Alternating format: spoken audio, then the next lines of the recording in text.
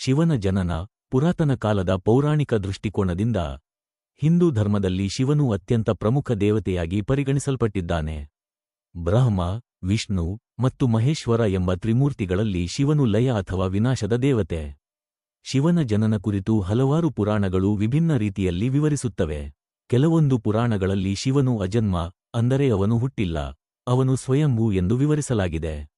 ಇದು ದೇವರಾದ ಶಿವನು ಕಾಲ, ಸ್ಥಳ, ಸ್ಥಿತಿ ಎಲ್ಲವನ್ನೂ ಮೀರಿದ ಪರಬ್ರಹ್ಮಸ್ವರೂಪನಾಗಿ ಪರಿಗಣಿಸಲಾಗಿದೆ. ಅಗ್ನಿಸ್ತಂಭದ ಕಥೆ, ಶಿವನ ಲಿಂಗರೂಪದ ಜನನ, ಶಿವಪುರಾಣ, ಲಿಂಗಪುರಾಣ ಮತ್ತು ಸ್ಕಂದಪುರಾಣಗಳಲ್ಲಿ ಬರುವ ಒಂದು ಪ್ರಸಿದ್ಧ ಕಥೆಯಿದೆ.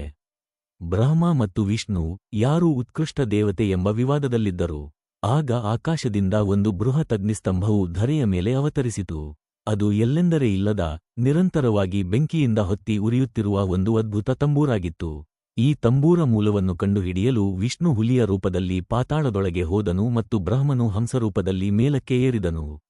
ಆದರೆ ಇಬ್ಬರೂ ಕೂಡ ಅದರ ಆರಂಭ ಮತ್ತು ಅಂತ್ಯವನ್ನು ಕಂಡುಹಿಡಿಯಲಾಗಲಿಲ್ಲ. ಅಂತಿಮವಾಗಿ ಈ ತಂಬೂರಿಂದ ಶಿವನು ಲಿಂಗಸ್ವರೂಪದಲ್ಲಿ ಪ್ರತ್ಯಕ್ಷನಾದನು. ಈ ಘಟನೆಯಿಂದ ತಿಳಿಯಬಹುದಾದ ಸಂಗತಿಯೆಂದರೆ ಶಿವನು ಎಲ್ಲರಿಗೂ ಮೀರಿದ ಕಾಲಾತೀತ ಪರಮಶಕ್ತಿ.